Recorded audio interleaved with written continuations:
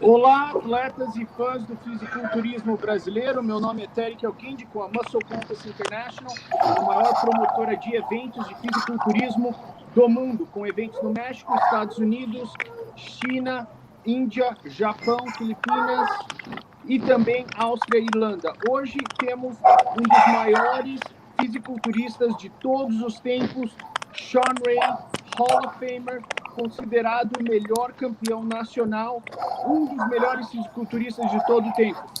Good afternoon, Shawn. How are you? I'm good. I'm home in California, relaxing. And with us as well, Tamer Elguindi. He's the producer of the Mr. Olympia. He is two-time Mr. USA. Good afternoon, Tamer Elguindi. Boa tarde, Tamer. Boa tarde, tudo bem? Kevin Levrone tá junto com a gente também, Kevin? Kevin, can you hear us? Yeah, I can hear you guys. So, and also with us, I'm going to introduce you in Portuguese, Kevin. E com a gente também uma das maiores lendas do esporte. Ele ganhou o Arnold Classic muitas vezes, um dos melhores fisiculturistas de todos os tempos, Kevin Levrone. Good evening, Kevin. Thank you, man. Good evening. Hey, Shawn. What's up, guys? What's up, baby? All right. The Maryland Muscle Machine, guys. The Maryland Muscle Machine. The Maryland Muscle Machine. I'm going to say this in English. Eu vou falar isso em inglês bem rapidinho. Mas Tamer's favorite bodybuilder growing up was Kevin Levrone.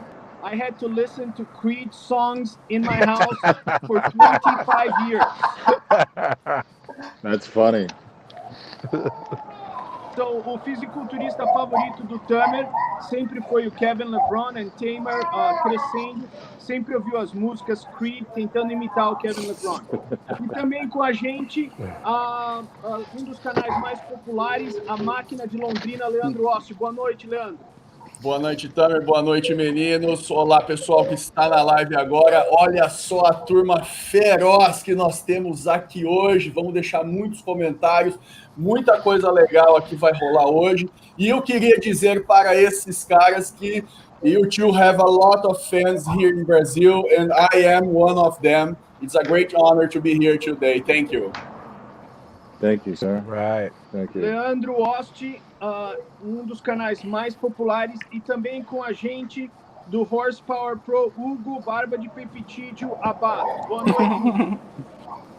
Fala, pessoal, muito boa noite. Mais uma vez, uma grande honra estar aqui no meio de vocês, nossos amigos, e principalmente dessas duas lendas que a gente aprendeu a gostar mais do esporte graças a inspirações como eles. Então, para mim, é uma grande honra estar aqui hoje.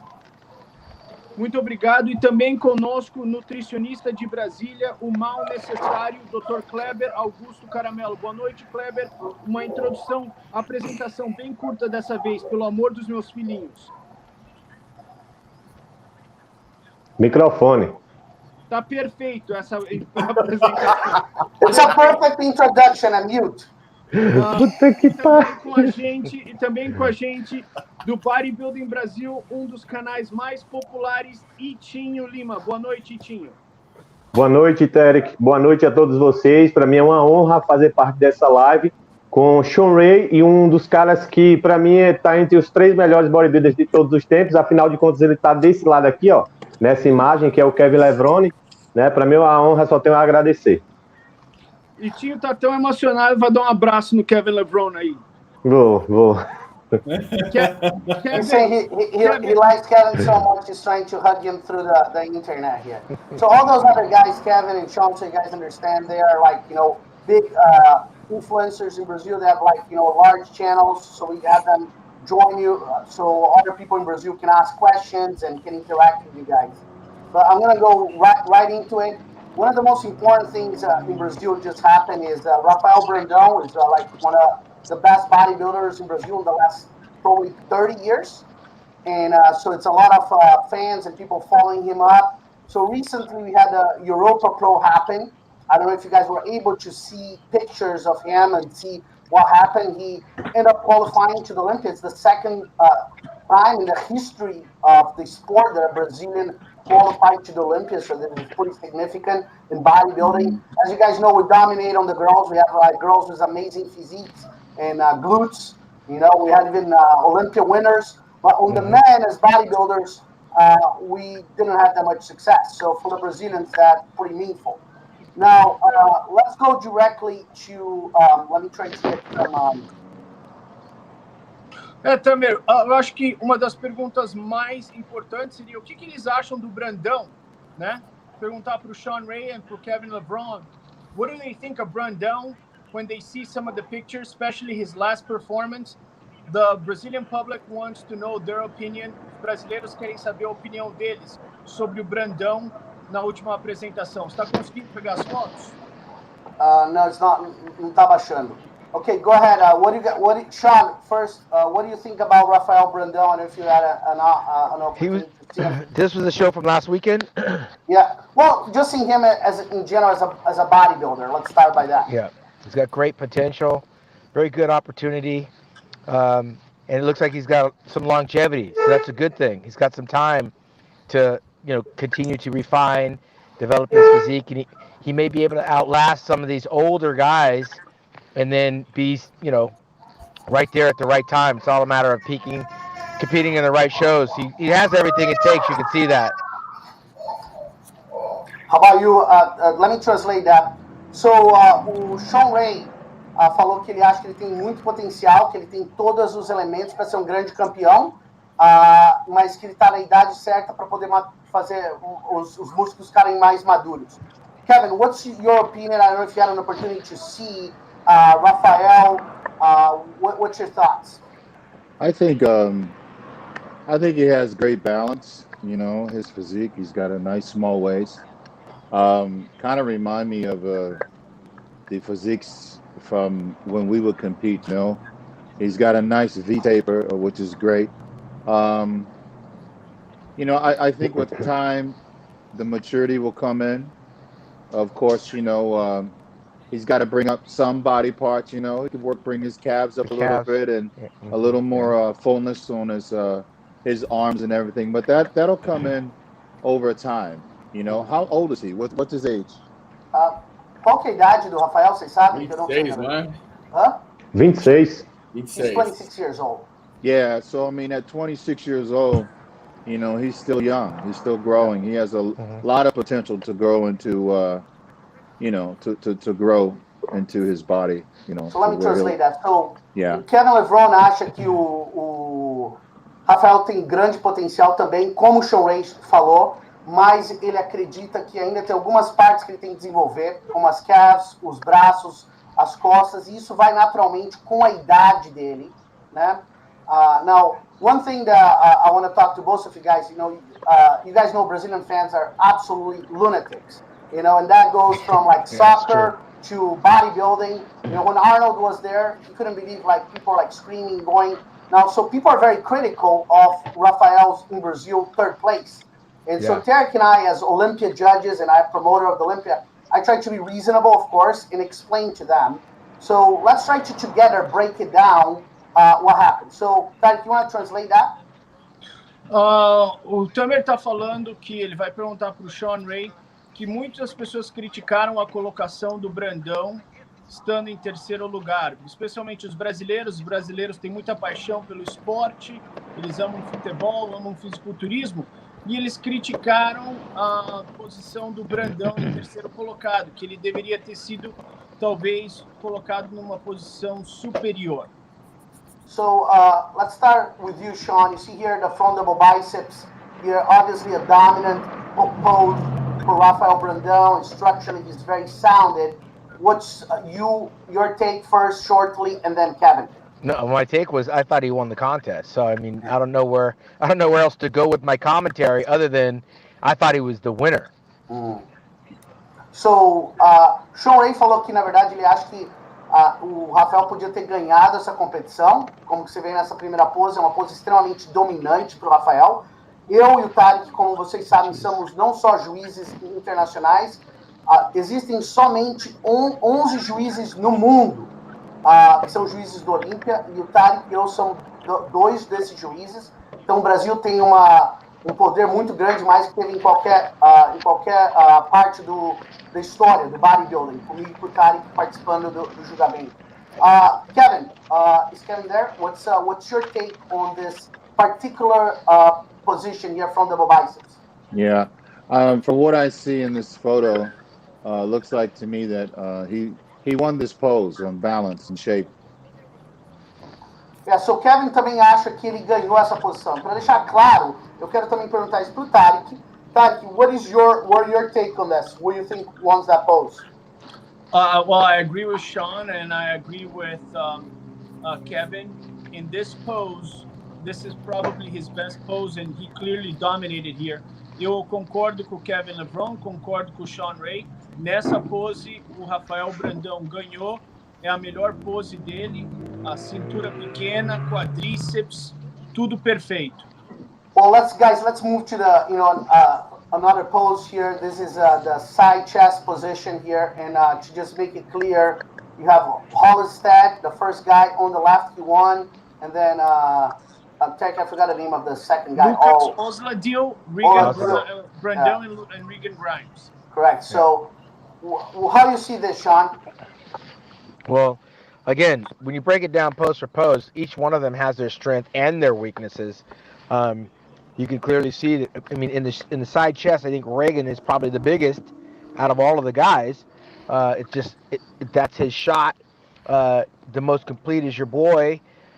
And again, it comes down to what it is you're looking at. I mean, I could pick these guys apart and find certain things wrong. But at the same time, when you're coming down to the completeness of the physique, your boy's got he's got the goods. I think Regan actually is hitting the pose a little bit more correctly. His shoulders are turned just a little bit more. His chest is up a little bit higher, so he looks like he's winning that pose. But overall, it's one pose. Yeah. Okay, how about you, Kevin? This is a very, very this is a close call right here. For balance, I would have to go with with your guy, for balance, because the other guy, even though he might have more muscle maturity, it looks like in this pose, but as far as balance, I would have to choose him as a winner in this pose for me. Então, os dois acharam que essa pose aqui é uma pose um pouco mais balançada, que cada um deles tem umas coisas um pouco melhores do que os outros, mas na posição deles, qualquer um deles podia ganhar. Tarek, antes de eu passar, qual que é a sua posição como juiz aqui? O que você vê aqui? Então, eu gosto muito da pose do Regan Grimes. Eu acho que ele pousou de uma maneira correta. Ele abriu, como o Shawn Ray falou, ele abriu um pouquinho. Rafael Brandão, uma pose bonita dele, podia ter um pouquinho mais de femoral, né? Você vê que o femoral dele tá trincado, mas se ele tivesse um pouquinho, que a gente fala em inglês, hanging hamstrings, ele ficaria um pouquinho mais denso. And then Holland's head, you see the hamstring hanging as well. But, eu estaria aqui por causa do shape entre Regan Grimes e Brandão nessa pose, mas ninguém tá perfeito aqui, né?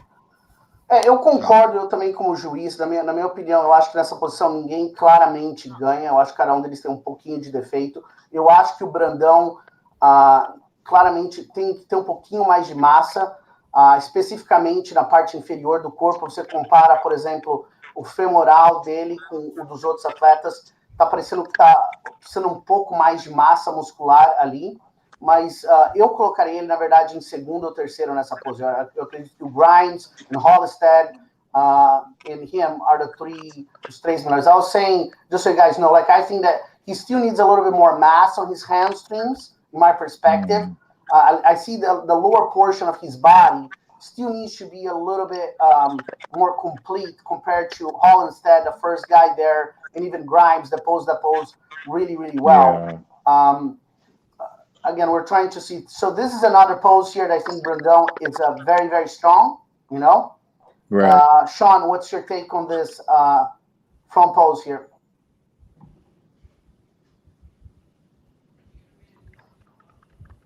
Shawn, I cannot hear you right now. I'll go. Wow.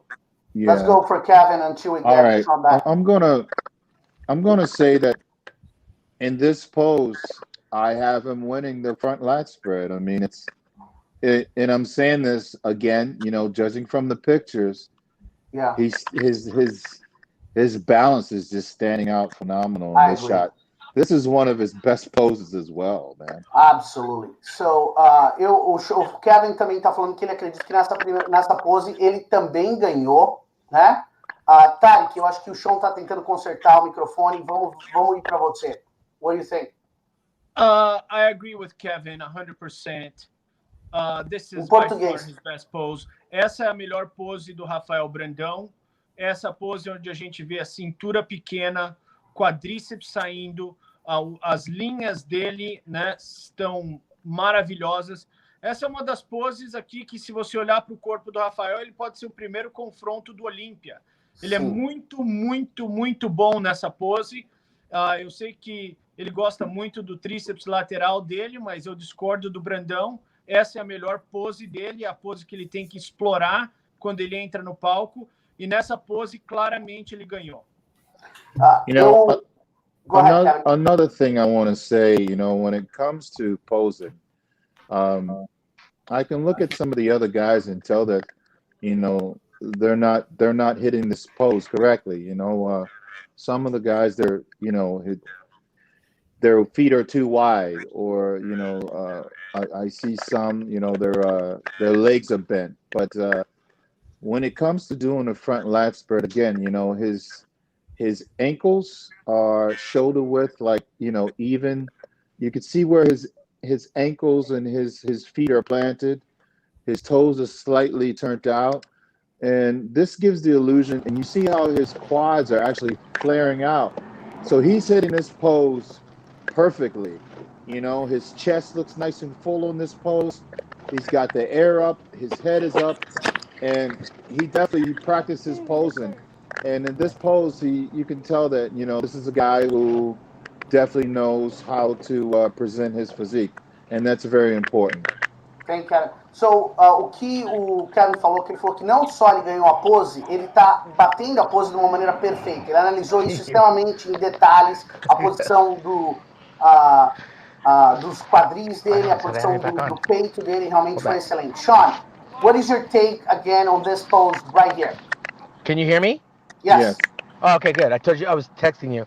I think our guy owns this shot right here. Reagan is showing he's a little bit too smooth. His legs are standing too wide apart. Lucas just doesn't look right. The upper ribs don't look right on Lucas.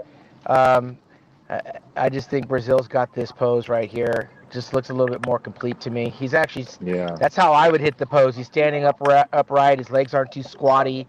The guy next to him, Hollingshead, is that how you say his name? Brad?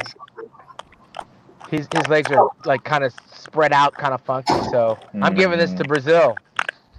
So, Shawn também acredita que nessa pose o Rafael Brandão ganhou. Então, o Tarek já fez outro comentário, vou fazer um comentário rápido a todos os fãs do Brasil inteiro. Eu também acredito que nessa pose o Rafael Brandão claramente ganhou essa pose. Ganhou as poses de frente, todos os fãs conseguem ver que realmente ele é dominante. Well, I think now let's go to the back, So now is the back pose here. What do you see, Kevin LeBron? I have him last in this shot. He's not winning this shot at all. I have him coming in dead last on this pose. I agree. So, you too, Shawn? I do agree with that. Yeah. That's where his youth is coming in. He needs to get more muscle maturity here. Absolutely. So, os dois acreditam que nessa pose o Rafael Brandão ficou em último lugar comparado com esses outros competidores. Eu quero que vocês, todos os fãs do bodybuilding, entendam, o Tarek e eu, como, de novo, juízes internacionais, juízes do Olímpia, 11 juízes do Olímpia, você é julgado pela sua pior parte, não pela sua melhor parte. Então, quando acontece que você está ganhando as poses, isso é ótimo, mas quando você chega numa pose e você está ficando em último lugar naquela pose, isso realmente prejudica você muito como atleta. E o Rafael Brandão é muito dominante pela frente mas pelas posições de costas, como você vê, ele realmente está sofrendo. Você compara, por exemplo, as costas dele com o da Hollowstad, que é o cara que ganhou, ou até com o cara que ficou em quarto lugar, que está do lado dele, Grimes, uma diferença significante. Let's go to the back, let's see if I have the back double biceps here. In fact, do you have the back double biceps pose? I don't think I have that, but let's look at a back double here is the back double biceps pose, and I think that's another pose here. Both Kevin and Shawn, you guys can see skew for how dominant this guy is from the front. I believe that as a judge, from the Olympia, this is where he really needs to have significant advantage. I was just saying to the Brazilian fans, you're judged by not your best body parts, but your worst body parts. And that's why a lot of the Brazilian fans don't understand, even though he was doing so well from the front. When you turn from the back as a judge, I see here still a lot to be developed to be able to move to the dominant position that he deserves. Yeah, he's got to bring up his calves. I mean, mind you, Dennis Wolf had a great career, didn't have calves. Dexter Jackson had a great career, didn't have calves. There's a lot of guys that can get by because their other body parts are so dominant. But here, I think he's going to have to pack on the mass on the back in order to make up for the lack of the calves. This is what held him back from moving up the ladder in this competition. I agree. Kevin? Yeah. I mean, my opinion here is right. He needs more development on the backside. Definitely in his calves, you can see there's nothing going on down there in his calves. Also, you can see kind of sort of in this pose, the biceps look like they're lagging. His biceps are lower than the shoulders. That needs to be up to create the illusion so you can see the peak on the biceps. But right here, no. So he needs to definitely work on this pose and bring his lacking body parts up on this pose. A lot of shows are won and lost from the back, especially a contest that's pro qualifying, yeah. Então, antes que eu passar para o Tarek, deixa eu fazer uma tradução um pouco clara do que o Kevin Levrone e o Shawn Ray falaram, two of the greatest bodybuilders in the history of the sport. O Kevin e o Shawn estão falando que, lógico, apesar do fato, de novo, eles confirmaram, eu com a minha visão de juiz, a visão deles como atletas também é que a parte de costas do Brandão precisa melhorar um pouco para ser comparável à parte da frente. Então, eles fizeram comentários específicos na parte da panturrilha, a panturrilha tem que melhorar, as costas, e o Kevin também mencionou uma parte em termos do pico do bíceps, dessa posição precisa melhorar. Tarek, vou passar para você agora para você fazer alguns comentários. Eu concordo com o Kevin Levrone e Shawn Ray. I think they're 100% correct. Português, certo. O Rafael Brandão, de frente, é um atleta. De costas, ele é um outro atleta. De frente, ele ganha o dorsal de frente, ele ganha o bíceps duplo de frente. Algumas das poses laterais dele, ele pode ser segundo ou terceiro. Ainda falta um pouco de massa, mas ele tem as linhas maravilhosas. E o que está acontecendo com ele é que de costas ele está pegando o quarto colocado aqui, né? Ele está perdendo para os 3 na expansão de dorsal. E está faltando também a largura do dorsal dele. Então, ele está ganhando poses como primeiro colocado e ele está perdendo poses como quarto colocado. And, Shawn Ray and Kevin Levrone, I'll say this in English. Shawn is absolutely right. Shows are won from the back. We grew up watching Ronnie Coleman and that back lat spread. Now we see Phil Heath with a back double biceps. We grew up watching Dorian Yates. So, those are very important poses. Nós crescemos vendo o Dorian Yates fazendo expansão de dorsal, bíceps duplo de costas. Ronnie Coleman fazendo bíceps duplo de costas, expansão de dorsal. E agora até o Phil Heath. Então, essas duas poses são críticas para o Brandão, para ele conseguir as colocações maiores. E também concordo, como Kevin Levrone, it was a phenomenal observation, o bíceps tem que estar maior do que o ombro. Então, tem que aumentar um pouco o braço. And then Shawn Ray mentioned the calves. I also agree. As panturrilhas tem que desenvolver. Então, o Brandão de frente é top 8 do Olímpia. De costas, ele não é o top 15 do Olímpia. Absolutely. Absolutely. Well, let's move now to a topic that everybody in the bodybuilding world loves to talk about. It. The 1990s, the amazing, the incredible 1990s. Was this the best era of bodybuilder? Will we ever have an era like that? And why the era was so great? We're like, always like to talk about it. Now, I think it's a mixture of different things, to be honest with you guys.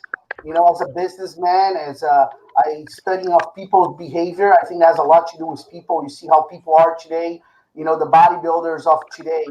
And I say that very respectfully. I don't know if they have the same drive or the same ability to endure pain and sacrifice as the bodybuilders of the 90s have. I think that, in the 2000s, we as a society have relaxed a little bit. Now, what made the 90s the 90s? Derek, you want to translate that? Tamer está perguntando para o Shawn Ray e Kevin Levrone por que os anos 90 eram tão superiores aos anos que nós estamos tendo atualmente. O que fez os competidores serem melhores do que os competidores atuais? Shawn. Yeah, there's no question. The 90s was the golden era of bodybuilding because you had so much depth. You had a lot of coming of age. I mean, the guys that rounded out the 90s were all kind of coming in the early 90s. You had, in 1992, you had Flex Wheeler. 91, you had Kevin Levrone. 92 was Flex Wheeler. 93, you had the arrival of Chris Cormier.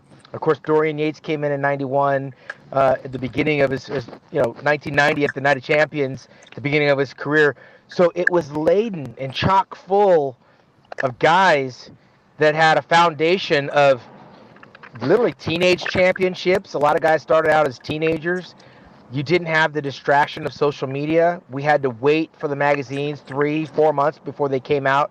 There were far less distractions. Most of those guys were not married. Most of those guys didn't have children. Most of the guys were in their early 20s. And all we had was bodybuilding. We didn't have any other, we weren't trying to keep up with our supplement companies and our social media numbers. And it was just hardcore bodybuilding all the time. There was very few distractions. So, o que o Shawn Ray falou que realmente naquela época tinha uma quantidade enorme de bodybuilders que eram históricos, como a gente sabe, Shawn Ray, Kevin Levrone, Chris Cormier, Ronnie Coleman.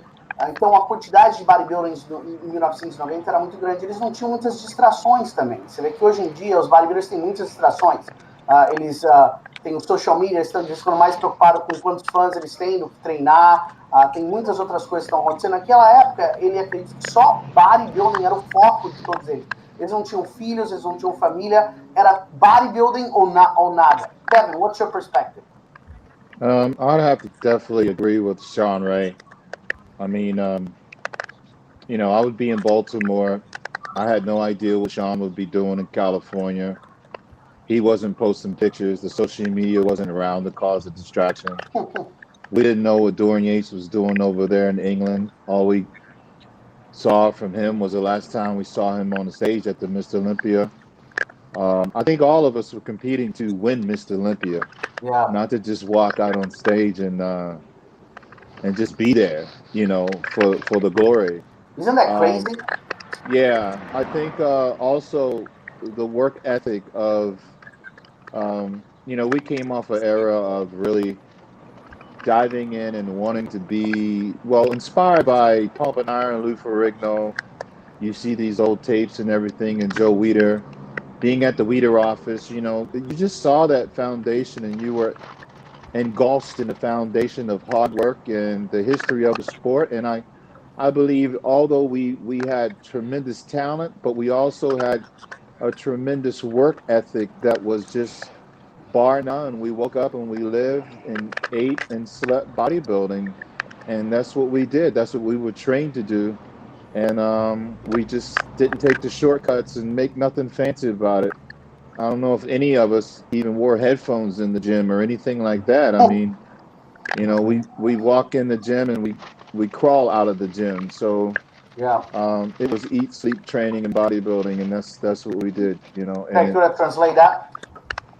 Kevin Levrone falou que o nível de foco hoje é completamente diferente do nível de foco dos anos 90.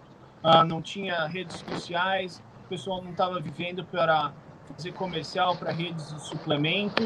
Você entrava na academia e você saía basicamente se arrastando de tanto cansado. Ele sabia que todo mundo tinha talento, mas isso é que eles aprenderam ali no escritório dos irmãos Waders, que era, apesar do talento, todo mundo tem que trabalhar duro para conquistar vitórias, conquistar o dinheiro. Well, let's move. Vamos mover agora para uma questão de alguns das outras pessoas. Vamos começar com o Leandro Ost. Leandro, qual que é uma pergunta que você tem para o Shawn Ray e para o Kevin Levrone? What's a question you have to Shawn Ray and Kevin Levrone?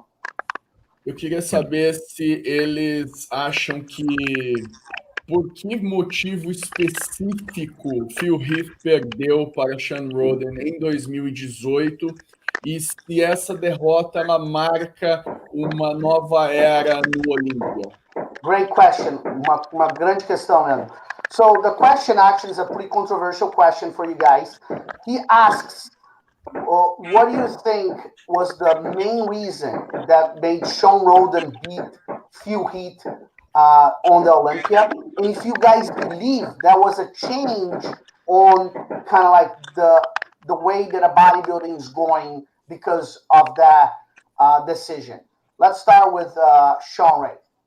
Wait a second, Shawn. Let me unmute you here because I mute you because of the back sound. Well, you have to remember, there were two things that people talked about following the Mr. Olympia. Was it 2017? 2017, yeah. Right? Two things they talked about. One, that Shawn Rhoden won the Mr. Olympia. And two, Phil Heath's stomach. Well said, yeah. Phil Heath's stomach was talked about probably as much as we heard about Shawn Rhoden winning the show. So there was a message being put out into the industry years before that by Arnold Schwarzenegger about trying to get the athletes to streamline their stomachs. So did Phil get beat or did Phil lose the contest? I'm still of the opinion that Phil lost the contest. He limped into the show coming off of a stomach surgery the year before. And then when he got second place and was beaten by Shawn Rhoden, he went right back to another stomach surgery. Shawn Rhoden went and celebrated being Mr. Olympia, so it tells you that Shawn Rhoden wasn't the problem.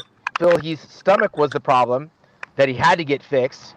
And everyone in the house knew that Phil Heath had a stomach problem. So I think the judges were correct in addressing the fact that his stomach problem prevented him from repeating as Mr. Olympia.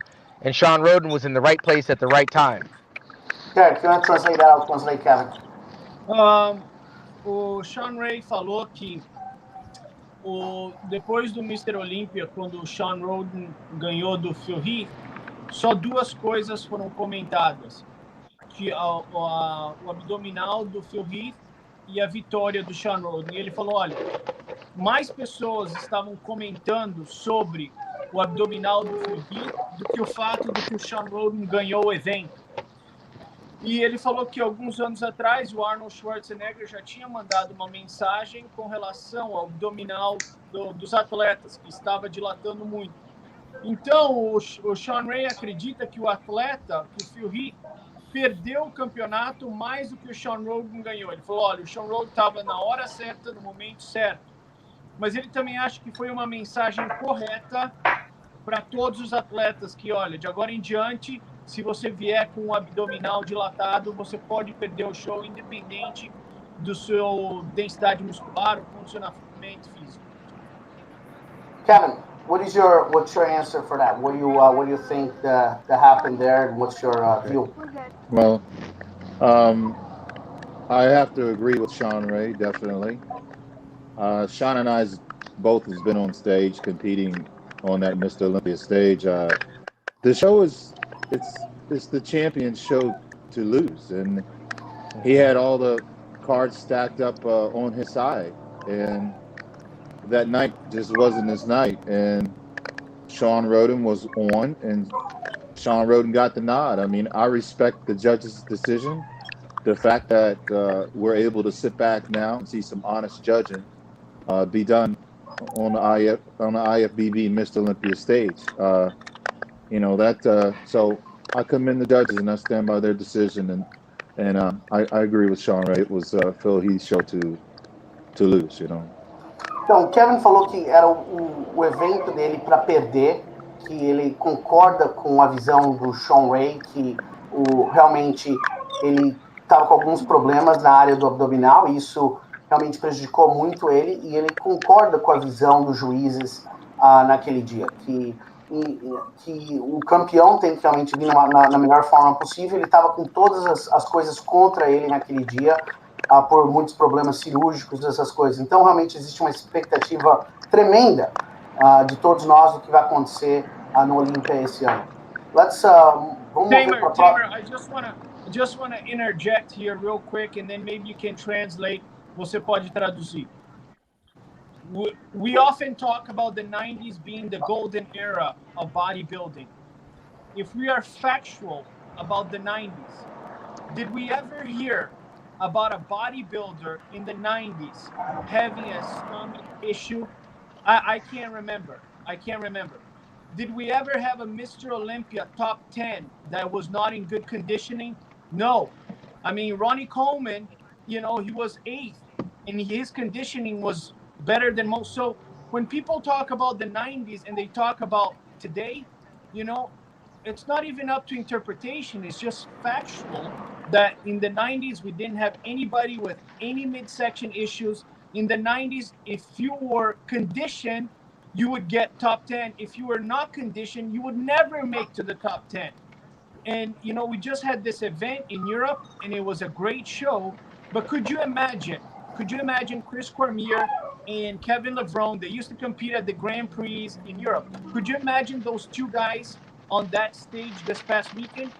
I mean, people would think they were aliens. We're talking about a completely different ball game right now from the 90s. So, o que o Tarek falou é que realmente a gente fala muito sobre os anos 90, mas que nos anos 90 não existia pessoas com distensão do estômago agressivas como a gente está vendo nos anos 2000, e o nível de condicionamento dos atletas nos anos 90 realmente eram significantemente superiores, que ele acredita que se algum dos bodybuilders de 1990 estivessem no show aqui na Europa, eles dominariam o evento sem dúvida.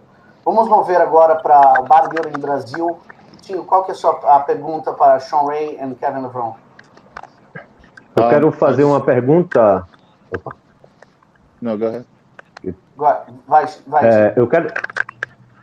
Eu quero fazer uma pergunta que eu acredito que é o que boa parte dos fãs aqui que está assistindo, tem quase 1000 pessoas assistindo e milhares vão assistir posteriormente. Eu queria saber do Shawn Ray sobre... Ele falou que em uma entrevista para Muscular Development que ele conseguiu conquistar o Procard dele em 87, natural, um shape fenomenal. Aí eu queria saber, entre eles dois, qual a importância de se manter natural, principalmente por conta dessa juventude de hoje que acha que tudo é só esteroide.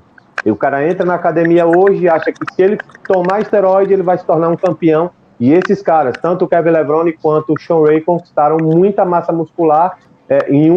Na mesma reportagem que eu tenho, ambos falando que eles conseguiram conquistar natural. Eu queria só que eles passassem. Que reportagem é essa que você está falando do... Que ano que foi isso? É da Muscular Development. Mas que ano? Eu não sei o ano, tá lá na Muscular Development ainda. Acredito que por volta do ano 2002 que eles deram, 2003. Não sei, mas que ele ficou natural se tornando profissional no National? Isso. Bom, eu tenho uma entrevista até hoje aqui. Ele deve ter mentido, eu vou perguntar agora isso pra ele, que até eu tô curioso sobre isso. Se ele falar que isso é verdade, I'm gonna... Shawn, I don't know. He's saying, and I'm gonna call you for a bullshit right here, right now in public. He's saying that he read an interview from Muscular Development that he did in about 2002, saying that you turn pro as a natural, and what's the importance of not relying aggressively on steroids, and if that's actually true, that you turn professional on the nationals on that year that we discussed, you probably being the best national champion in the history of the world natural. Is that true, Shawn, or were you just... he wasn't reading an article by me. Maybe someone wrote that. I didn't write it. Okay, I was going to call you. I was going to say... No. I started when I was just about 20 years old. I was coming off of my teen national championships, which I was natural at, and I went into the junior world championships in Australia. I turned 20 years old that year, 1985, December. I remember going to Australia, and that was my first experimental anabolic journey into the abyss. And you know, let me just tell you something. I mean, when you start getting into the anabolic conversation, the difference isn't how much you use or how long you use it. There's use and abuse, and there's a fine line. I had a 14-year professional career and a 3-year amateur career. I actually think I was probably almost at my peak when I turned pro when I was 21, 22 years old. I was right there where I needed to be, but you know, sometimes you don't get better just because you take more. And a lot of guys think if a little bit is good, a lot's better. And sometimes you can ruin a good thing by overusing. I was smart enough to use what was necessary for me. I didn't abuse, and of course, I've never professed to being a natural professional ever, so that was never written by me. Got it. Derek, you want to translate that? Primeiramente, o Shawn Ray falou que ele não escreveu esse artigo, talvez alguém relatou sobre isso. Ele falou que ele competiu, ele ganhou o Team National, né, como adolescente, ele ganhou natural, ele foi para a Austrália competir no World Championships na Austrália, ele ganhou, ele era natural, e aí ele começou a carreira dele com auxílio, mas ele falou que ele talvez pense que quando ele era jovem, começando a carreira dele, talvez tenha sido o melhor do físico dele.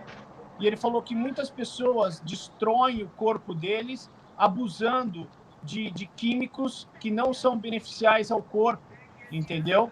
E a pessoa tem inflamação, a pessoa fica inchada, a pessoa tem problemas de saúde. Ele falou, olha, tudo na vida é com bom senso. E ele falou, olha, eu tive a capacidade de ter uma carreira de 14 anos porque eu nunca abusei, entendeu? Eu sempre fui bem conservador em termos da minha carreira. E ele falou, olha, é uma questão muito grave quando as pessoas abusam de químico em vez de usar mais alimentação e treinamento. Kevin, well said, Shawn. Kevin, what's your take on the importance, really, because that's really what the question is really about. What's the really importance of, like, you know, anabolic steroids for the success of a bodybuilder on your perspective? Well, my opinion is, if you take this out of the sport, champions still will remain champions, because that's just it. You know, I always tell people that I don't think any of us, if you remove it out of the sport, you still would have Shawn Ray, the greatest. You still would have me, Flex, or whatever, because it's genetics, you know. The second thing is work ethic, you know, and I don't get that out of a steroid bottle. I don't get, you know, encouragement out of that, and I don't get my drive out of that, you know. So that's just icing on the cake, you know. It's not going to work wonders for you. Steroids can't teach you how to pose on stage. Steroids can't give you that work ethic in the gym. You know, they can't make you wake up at 5 o'clock in the morning and do cardio for like 3 hours. It doesn't do that. It doesn't make you lift shoulders with 5 plates inside. Not at all, brother. And I think that's what these guys and these kids out here, you know, they think that they can just get all of this stuff out of using a tremendous amount of steroids, and that's totally negative. It's not true. I probably only took the stuff 4 months out of a whole year, you know, just for my contest, and I didn't take that much. So, o que o Kevin Levrone falou é que realmente existe uma interpretação completamente errada sobre o uso de químicos no esporte, que os químicos não ajudam você a levantar às 5 horas da manhã e fazer cardio. Não adianta, isso não acontece numa pílula, ou não, nada faz você, a sua ética de trabalhar duro, de querer alcançar uma coisa, a coisa mais importante. E a coisa também mais importante é a genética. Essas duas coisas são as coisas mais importantes. E o que ele destacou, que se você completamente tirasse os químicos do esporte, ninguém usasse nada, as mesmas pessoas provavelmente iam ganhar. O Shawn Ray seria o Shawn Ray, o Kevin Levrone seria o Kevin Levrone. Lógico, teria uma diferença, talvez em tamanho, mas as mesmas pessoas iam ganhar. Você não pode mudar a genética de uma pessoa com um químico, ou você pode fazer a pessoa trabalhar mais rápido. Vamos ir agora para o Hugo Abá.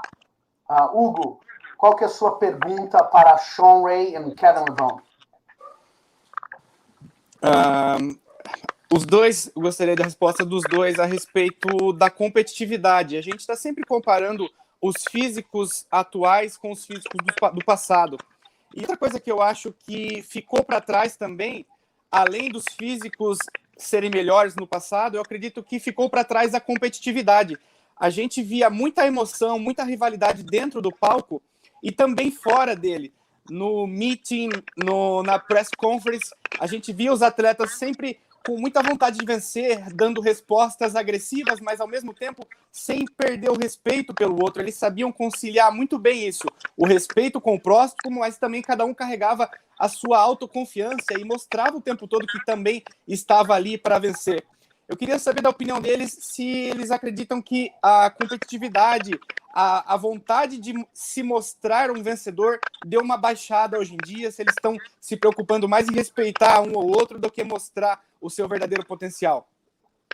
So, his question is the level of competition today compared to the 1990s. Like the one thing that he feels is that like in the 1990s, the level of competition was not only more aggressive in terms of the quality of the athletes, but like people really, really were like battling with each other. Like, today, and I joke with athletes, all the time.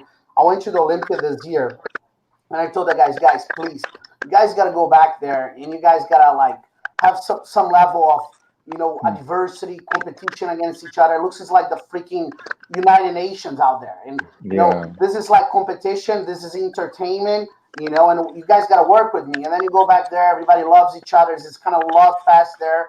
I mean, it's all great. We all love each other. But imagine the best part of like, Tarek and Shawn is that Shawn is an Auckland Raider. Tarek is a Seahawks. And these guys are joking with each other all the time.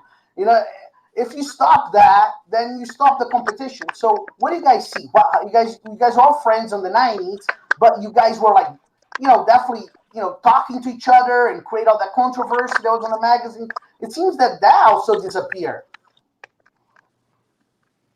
Let me take Shawn first. Sorry, Shawn, because you have some background noise. So let's go, Shawn Ray. So I think just today everyone's just too sensitive. The criticism, they can't handle it. If you I'm an MC. I'm also an analyst, so I have to break down some of the guys. The guys get mad at the guys analyzing the physiques. What we're doing here today, we're talking about a guy. We're talking about the things that are good and the things that are bad. When I was coming up, when I was criticized, I took the information that was bad, and I went to the gym and I worked on it. I mean, there's only so much I can do. I'm short, I'm narrow, so I would try to do wide grip pulls. I'd work on my calves because typically black guys had small calves, so I was always training my calves harder than the next guy. I would do whatever criticism came my way. I would take it to the gym as fuel and energy.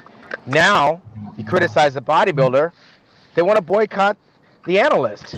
They don't want to give any interviews if you say something bad. So I just think the guys are too sensitive.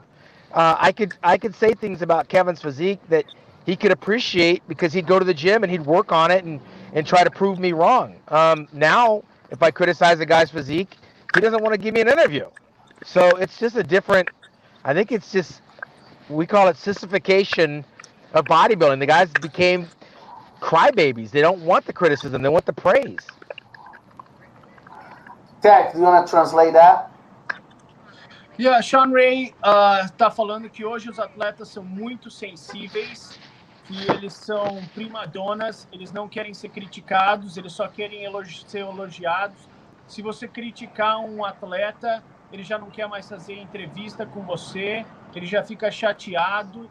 e ele falou que nos anos 90, quando alguém criticava eles, eles iam para academia e iam destruir os pesos, eles queriam ser melhores. Então ele falou que hoje a mentalidade, talvez com redes sociais, todos esses atletas são super sensíveis, entendeu? Eles estão com medo um de ofender o outro, um de falar eu sou melhor do que o outro, entendeu? Quando nos anos 90, eles não tinham medo disso, porque eles convertiam essa energia negativa entre positiva na academia. Tamer, let me tell you one thing. Shawn Ray has still not given that piece of orange to Kevin Levrone, okay? and let me tell Poor you, guy. When Kevin Levrone asked Ronnie Coleman to go to his room and have that vodka, he had no idea Ronnie was going to turn out the way to be. He wanted Ronnie to be hangover and not go on stage. Yeah, that's what really happened. So, o Tarek fez um comentário muito engraçado. Todo mundo aqui nos Estados Unidos, eu e o Tarek brincamos muito com o Shawn Ray, que o maior erro da vida do Shawn Ray foi dar um pouco de vodka pro Ronnie Coleman. Depois que ele deu vodka pro Ronnie Coleman, ele ficou 8 vezes Mr. Olympia. E o que o Kevin Levrone realmente estava tentando fazer, acho que era tentar fazer ele ficar bêbado. Só que as coisas não funcionaram muito assim. It was the most powerful vodka in the history of bodybuilding, Kevin. Like it kind of worked against you, like giving vodka to Ronnie Coleman. He ended up being like an 8-time Mr. Olympia after that. So, Kevin, what's your view on kind of the sensitivity of the bodybuilders today compared to the past? Well, I mean, I have to agree with Shawn. I mean, I'm backstage. Shawn didn't give me any of his orange, but I think after the contest, we sat down and he would give me anything I asked for after the show, but not during the show. And I had to understand that because, we had that respect for one another. Well, first of all, I learned the business of bodybuilding from Shawn Ray. Shawn Ray is a role model to me and has taught me a lot about the business. So I respect him. He was so poised. His posing was so perfect. There was no flaws about him. There was no weaknesses about him.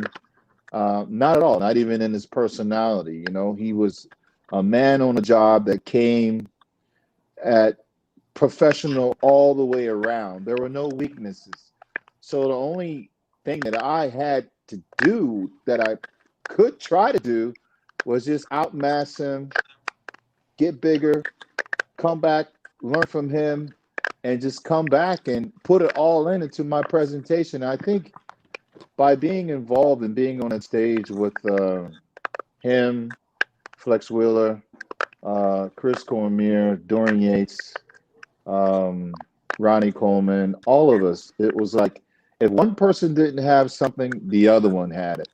So there was no room for any of us. We just had to always bring our A game. So because of those guys, that era, and where I ended up with them, they allowed me to push my bar to another level of training and preparation and everything else. And I think we all were there competing to win. And even though I saw Shawn, I wanted to beat him. Every contest, I wanted to beat him. I would watch him, watch what he would do. I would study him. I would study all the guys. And we came to win, not to place. We came to win. And we felt that backstage, Wasn't a whole lot of talking and smiling going on. We were very, very serious, and it showed when we hit that stage, So, o Kevin falou que naquela época os bodybuilders realmente eram muito sérios, eles não eram tão sensíveis como os bodybuilders de hoje, que qualquer crítica, qualquer coisa, eles querem parar de conversar com você, ou se sentem que você está diretamente ofendendo eles. Ele falou que, pelo contrário, o Shawn Ray foi um cara que inspirou ele muitas vezes, ele via como que a pose do Shawn Ray era perfeita, e ele tentava aprender com o Shawn Ray. Ele tentava ver as coisas que o Shawn Ray tinha melhores do que eles, as coisas que ele tinha melhores que o Shawn Ray. Ele sabia que, por exemplo, que a coisa mais fácil para ganhar do Shawn Ray era aumentar a massa muscular, porque o Shawn Ray prestava muita atenção nos detalhes, em outras coisas assim. Então ele acha que uma das diferenças entre 1990 e agora é que os bodybuilders tinham um foco muito maior no business do bodybuilding, nos negócios do bodybuilding. e realmente estavam tentando aprender um com os outros e aceitavam as falhas que um outro tinha. Caramelo, vamos tentar ir para você. Não sei se seu som tá mute, então não dá para escutar você. Dá para você tirar do mute aí, Caramelo? Qual que é a sua pergunta? A minha pergunta é bem simples. Eu deixei meu som no mudo aqui para não dar nenhuma interferência, ter o microfone de alguém aí dando interferência. Vamos lá. Olha só, nós vimos o Kevin Levrone voltando a competir, né? E isso criou um alvoroço na internet. E também a gente viu o Flex Wheeler, que não está aqui na live com a gente, competindo também. Essa volta dele também criou um alvoroço. Eu acho que a do Kevin Levrone criou um alvoroço muito maior. Eu queria saber do Kevin como foi essa experiência de voltar, de ter voltado a competir no Olímpia, e o que o Shawn Ray acha dos atletas antigos voltarem a competir, como o próprio Lou Ferrigno fez na década de 90, depois de ter ficado praticamente 10, 15 anos sem competir. So, Kevin and Shawn, the question that he has is like, you have recently seen some of the 90s bodybuilders trying to make some, comebacks and try to experience again the stage. You have Flex Wheeler that's not here with us, and you have Kevin Levrone. And Kevin, what do you think how was your experience coming back? How did that feel? And so he just wants you to talk a little bit about that, and Shawn to comment about that. And then I'm going to make an announcement after that Shawn's coming back next year.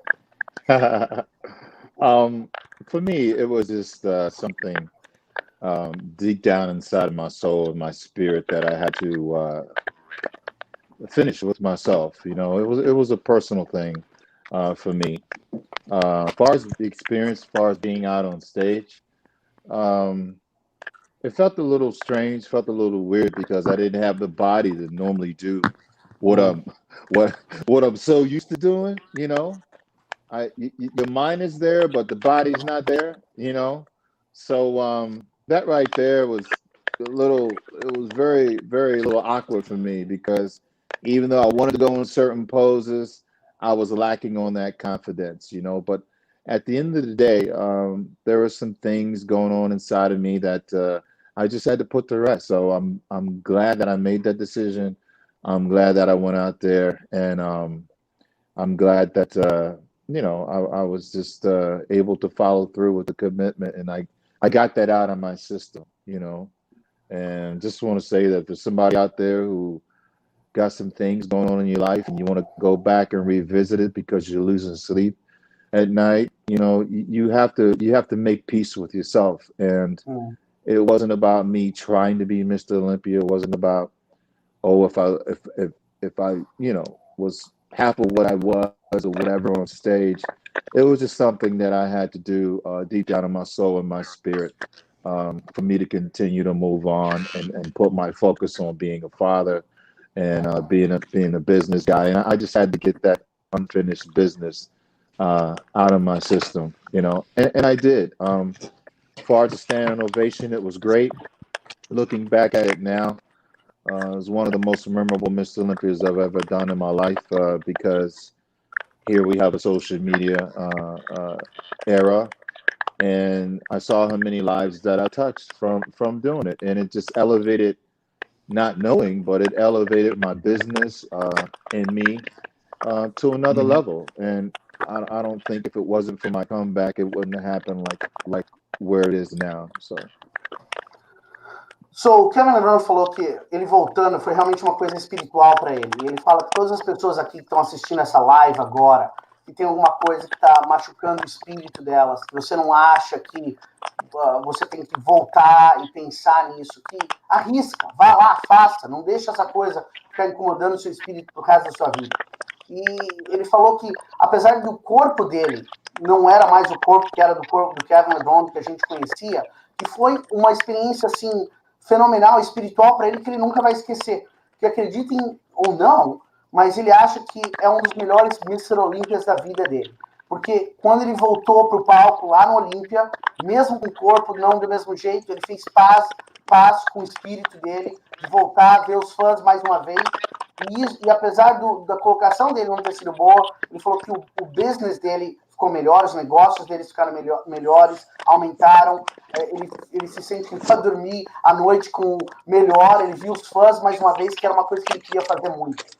Shawn, what is your personal opinion about bodybuilding coming back?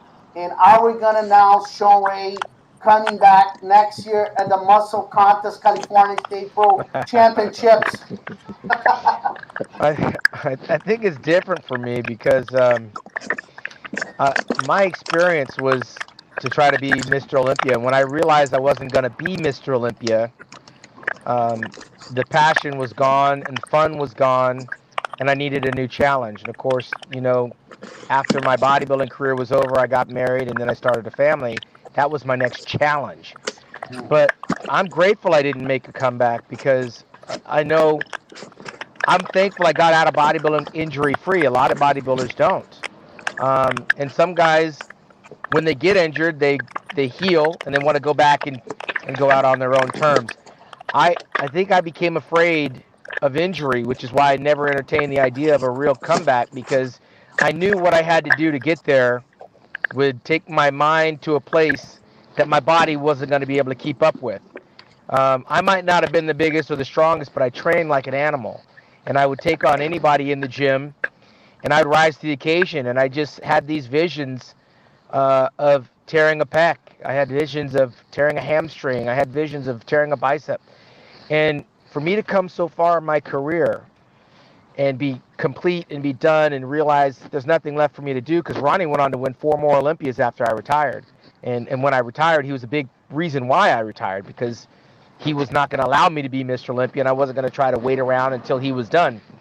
But I did not want to leave bodybuilding injured, nor did I want to try to bodybuild and get injured. So my training changed dramatically when I retired, towards fitness, towards maintenance, towards longevity. And I'm, knock on wood, I'm injury-free today. I don't know what it's like to be injured. I don't know what it's like to feel pain.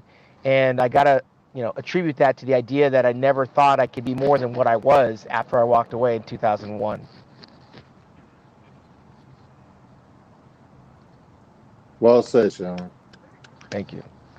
Awesome. Hope they heard it. Eu acho que o Shawn Ray falou que quando ele percebeu que ele não seria mais Mr. Olympia, a paixão acabou e ele não quer mais voltar aos palcos. Ele treinou muitos anos como um animal. Ele sempre pensou que se ele continuasse treinando sem a paixão, talvez ele se machucaria. Então ele decidiu aposentar e começar uma família. Então as chances dele retornar são mínimas. Tamer, I just want to add something. I think we're just about an hour here, so we probably should finish. But and if you can translate that to Kevin and Shawn Ray, what Kevin and Shawn Ray and have done for bodybuilding, they have not only presented some of the all-time greatest physiques that we have ever seen, but if you go on YouTube right now and you click on a video by Creed, Kevin Levrone working out, it doesn't get better than that. It will never be a more inspiring YouTube video to work out. So Kevin created something that's amazing. If you want to work out, listen to that video, watch Kevin Levrone working out. If you are a bodybuilder and you watch the iconic posing routine by Shawn Ray, it doesn't get better than that. 20, 30 years, 50 years will pass, and you still go back to that posing routine and you say, this is no longer bodybuilding, this is pure art. What these guys have done, Tamer, they have not only created 2 of the most amazing physiques on stage, but they have created history in inspiring bodybuilders and even people that just like working out. I don't care how old you are. If you watch a YouTube video with Kevin Levrone with Creed song, you're going to get pumped. If you watch Shawn Ray posing, it's pure art. I am so grateful I got to watch these guys. I think they're iconic, they're historical, and I'm going to tell my children about both of them. So, o Tarek está falando que o Shawn Ray e o Kevin Levrone representam para o esporte e a história do bodybuilding não é somente eles trouxeram 2 dos melhores corpos da história do bodybuilding para a gente poder apreciar, mas se você vai hoje agora no YouTube e você assiste um vídeo do Kevin Levrone, Creed, que ele tem com a música Creed, é uma coisa realmente que inspira qualquer pessoa, mesmo se você não gostar de bodybuilding. E eu posso falar com certeza, o Tarek, coitado dele, se tornou... eu, quando estava tornando profissional, é uma coisa que eu escutava quase todo dia antes de treinar. O Shawn Ray, você vai hoje no YouTube e você vê as lições que ele fez de poses, coisas assim que 20, 30 anos as pessoas ainda vão apreciar uma arte pura que o bodybuilding. Então a gente tem muito, com os fãs brasileiros, agradecer as contribuições que esses 2 atletas fenomenais tiveram. So yeah, look, it's Shawn Ray and Kevin, they're not great bodies, they're great men, and people that Derek and I here that we live here in the United States, that's why we brought them here, you guys, to the Brazilian fans. They're truly inspiring guys, and they're have a heart of gold, and we look forward to see them in many other NPC, IFBB Pro League, and Muscle Contest events around the world. We have events there. We hope that I can invite Kevin and Shawn to be there with us, and we'll do 2 things together. If we can just ask them, there's a lot of Brazilian fans that want to hear from them. The Brazilian fans are getting ready to compete after the pandemic in November. Shawn and Kevin, what is your word of inspiration for the Brazilian fans getting ready to compete? They want to be the next Shawn Ray. They want to be the next Kevin Levrone. They live in a different country. What is your word to inspire these young guys coming up? Então, a gente tem 2 shows agora vindo, que vocês sabem, né? Que é o Muscle Contest Brasil, o Muscle Contest Nacional, que vão acontecer em novembro. Qual que é a palavra deles para inspirar os atletas para estarem nesses 2 shows que vão acontecer agora? Kevin. I just think they just have to believe in themselves. Just really believe in yourself, and just visualize, believe that you can do it, make the sacrifices necessary, and just go all in 100%, because you're not going to win a contest if you don't believe that you can do it, and if you don't give it 100%. So this is what you have to do. Kevin falou que a coisa mais importante é você acreditar em você. Agora tem esses 2 shows que a gente vai fazer em novembro. Muita gente está batalhando o vírus, a pandemia, mas se você acredita em você, vá lá, faça o seu melhor. Muscle Contest Nacional, dia 7, Muscle Contest Brasil, dia 8. Shawn Ray, what's your word to the Brazilian fans? You have like 2 shows. They're going to turn 35 people pro in Brazil. What's your words? Yeah, I mean, you get out of it what you put into it. I remember interviewing Dorian Yates, and he said, when the vacant Olympia title was up for grabs, he said, can I be the best in the world? Can I be Mr. Olympia? And he thought, why not me? Nobody's training harder. Nobody's working harder. No one's sacrificing more. And I think that all the top guys believe that way. So you get what you put in. You do the work, and even in defeat, I didn't beat Dorian. Kevin didn't beat Dorian, but we found way to victory because we kept putting in the work. And even when you lose, it just puts you back to the grindstone. You got to stay dedicated and focused. Derek, you want to translate that? O que o Shawn Ray falou é que você recebe nesse esporte é o esforço que você põe nesse esporte. Ele falou, olha, eu e o Kevin, a gente batalhou, a gente lutou muitos anos para ser Mr. Olympia, a gente não conseguiu ganhar do Dorian Yates, mas a gente foi vitorioso na nossa carreira porque a gente sempre se manteve dedicado. Se mantenha dedicado e você vai conquistar muitas vitórias. Before I kind of end the live, I want to ask one more controversial question to end this in a special way. We had so many great bodybuilders on the 90s, but I'm going to go around the panel and say what are the 5 top bodybuilders of the 90s. 5, not 6, not 4. What are the 5 top bodybuilders of the 1990s? I'm going to start, with myself. So you got to say, of course, you have Dorian Yates, you have Shawn Ray, you have Kevin Levrone, okay? You have Chris Cormier, and you have Ronnie Coleman. Those are the best bodybuilders of the 1990s. Let's move to, I'm going to have Tarek, you'll be the last. So let's move now to Kevin Levrone. What are the 5 best bodybuilders of the 1990s? Então, o que eu perguntei? Sorry, let me translate that. A gente vai em volta do painel. Quem são somente os 5 melhores bodybuilders de 1990? E eu falei que, na minha opinião, era o Chris Cormier, Kevin Levrone, Shawn Ray, Dorian Yates, and Ronnie Coleman. Kevin, so I'm sorry. I don't want to put you in a bad position, but are you saying that Flex Wheeler is not one of the top 5 bodybuilders of all time? Because if you're making this statement public, I think you might regret within the next 30 minutes. Well, but that's the whole point of making. You cannot fit. The whole reason I asked that question is you cannot fit 5 guys there. You can. So probably let me do this. Chris Cormier is the real deal. So he's a guy that I love him dearly. Maybe I should. It's between him and Flex there. So maybe I should take Chris Cormier out of that 5 and put Flex. I will retract to that.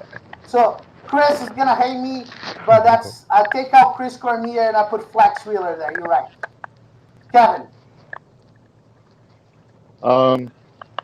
When I went on stage in 1992, that was the 90s. So not including me, okay? I'm taking myself out of this. Shawn Ray, Dorian Yates, okay? Those 2 shows right there. The 90s. So you move forward. Flex Wheeler came in. He turned pro. So we got Flex, Shawn, Dorian. Okay, Chris Cormier, and not myself in the 90s, but someone else, Coleman. Yeah, you made yourself a little easy by taking you. Come on. Yeah, you said top 5. I'm going to exclude myself because Ronnie Coleman, Flex Wheeler, Dorian Yates, Shawn Ray, Chris Cormier. There you go.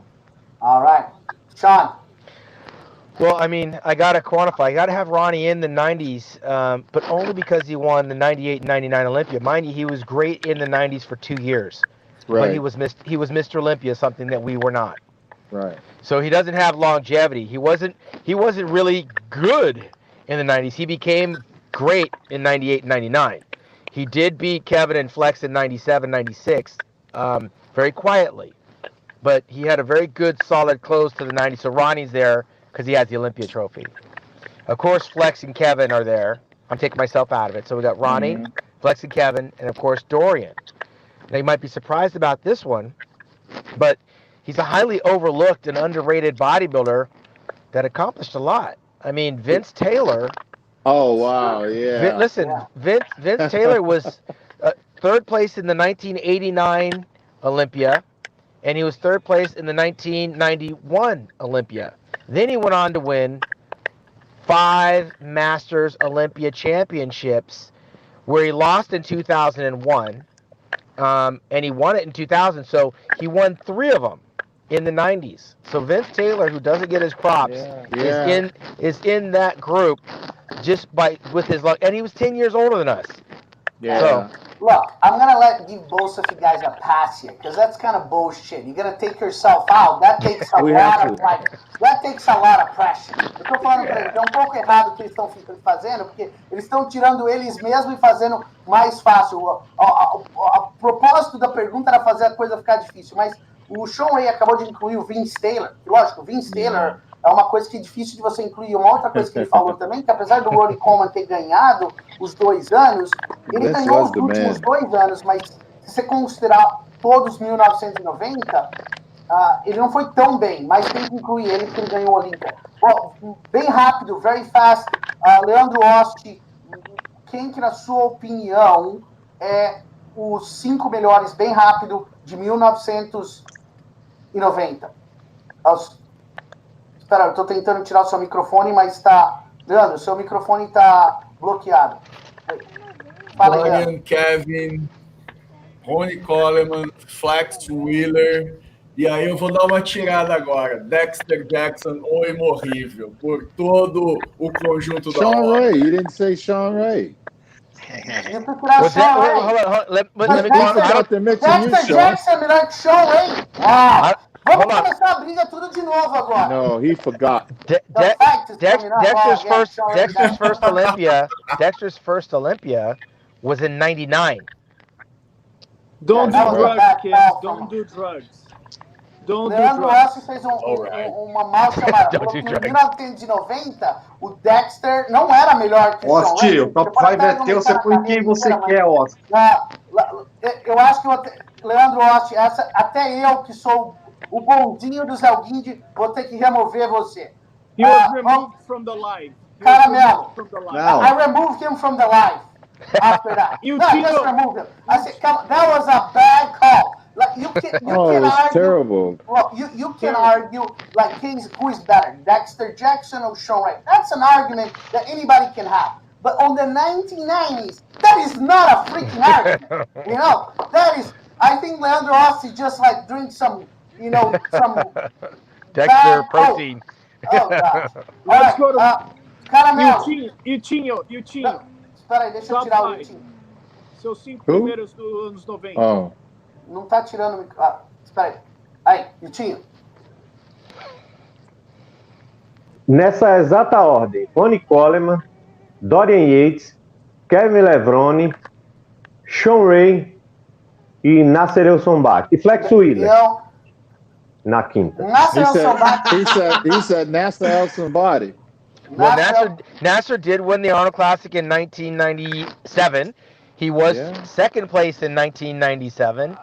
And he won several shows in the 90s. Nasser did. He was good. He was in the 95 Olympia. He was third place.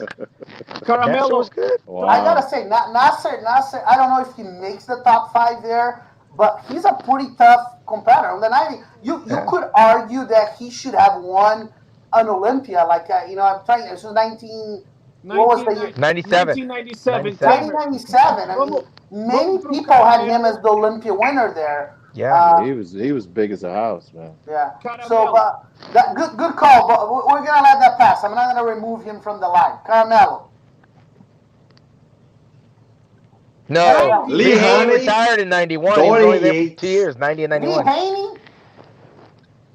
Não me importa, vou falar quem eu quiser. O top 5 é meu. He won Olympia. Fica quieto aí, maluco.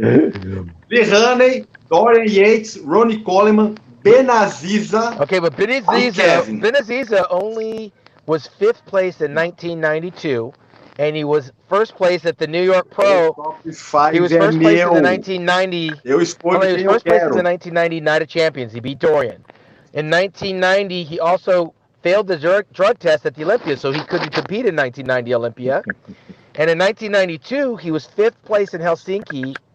And then he won on his last and final show a week after Helsinki, where he passed away. So he had a very small appearance in the 90s. But Shawn, to be fair, it depends on which perspective you're making that analysis. You're making the analysis purely, for example, only in placings. Yes, I mean, unquestionably, we can talk about Momo Benaziza. He did 3 shows in the 90s. 3. But many people say, on the fans that, he's one of the only guys in the history that has actually beaten Dorian Yates. So only 2 people in the history of the sport has beat Dorian Yates, and he's one of those guys. Well, back up. Me and Kevin beat Ronnie Coleman for 5 straight years before he won the Olympia. Well, but nobody's arguing that you guys are not 2 of the best. That's why you guys are 2 of the best. You could put Benaziza in there. I don't think he was there long enough. It's an interesting call, but I can see where he goes there. I don't think based on results. Honorable mention: Labrada was 2nd place in 1990. He was 3rd place in 91. He was 4th place in 92, and he was 4th place in 94. So Labrada had some leverage in there too. Sure. Yeah. I would have Labrada ahead of Benaziza. O Caramelo fez uma chamada bem interessante, na verdade, ele colocou o Mono Benaziza ali, né? E o Mono Benaziza, se você analisar em base somente de resultados como o Shawn Ray está fazendo, não tem nenhuma questão, o Mono Benaziza não deveria estar lá, mas se você analisar em termos, por exemplo, do que ele representa para o esporte, só 2 pessoas na história do bodybuilding bateram Dorian Yates. Um é Lee Haney e o outro é a Mona Beraziz. Então, realmente, se você analisar em resultados, é uma coisa interessante. Mas Kevin Levrone said Lila Braga also maybe could be out there if you make that call. Well, The only problem I have with Benaziza is he never beat Levrone, he never beat Cormier, he never beat Ray, he never beat Flex. He did beat Ronnie in '92, but I mean, there's so many guys that Benaziza did not beat. True. But he did beat Dorian. You're right. Yeah, well, that's the one call that, I think people always think what could have been, I mean, he was a very short bodybuilder, but, even Dorian Yates say that he's the guy that inspired him to improve his back. He inspired a lot. Yeah, he inspired a lot of people. Tamer, can you do me a favor? Yeah. Can you tell the world how to pronounce my last name? Kevin Levrone? No? Levrone. Even I'm pronouncing correctly? It's Italiano, macaroni, Italiano, Levrone. No phony baloney, Kevin Levrone. So, o Kevin está falando, a maneira correta de pronunciar o nome dele é Kevin Levrone. Italian, Levrone. Italian, Kevin Levrone. So, Kevin Levrone, you gotta have the Italian there, italiano dele, entendeu? So, yeah, well, guys, it's... Pessoal, eu queria... Let me just finish by correcting, eliminate the people that made all those bad calls. It's very simple. The 5 best bodybuilders of the 90s are Dorian Yates, Kevin Levrone, Shawn Ray, Flex Wheeler, and Ronnie Coleman. End of story. Okay, that's the end of story. Nice. I repeat, anybody else that thinks different is either stupid or don't know bodybuilding. Dorian Yates. Here's Derek with Lee Haney. Kevin Levrone, Shawn Ray, and Ronnie Coleman. Now, I got to give you credit to Shawn Ray.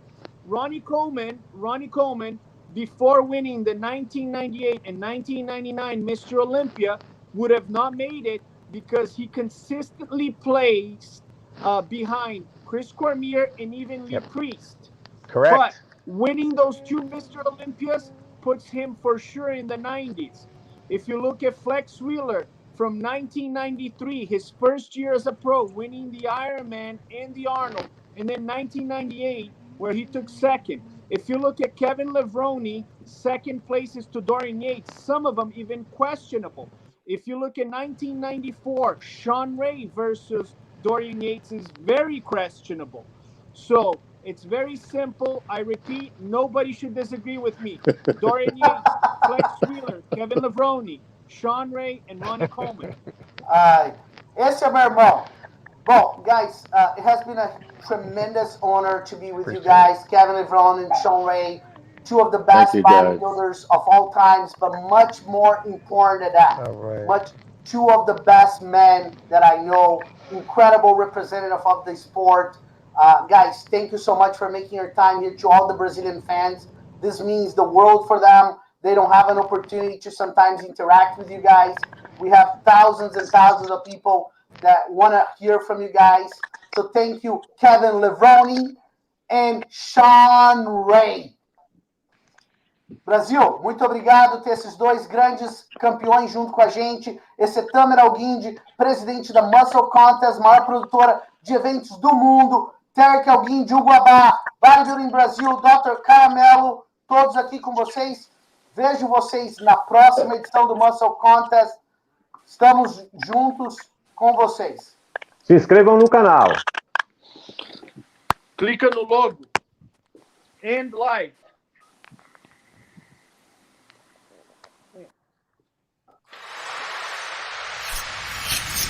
Live.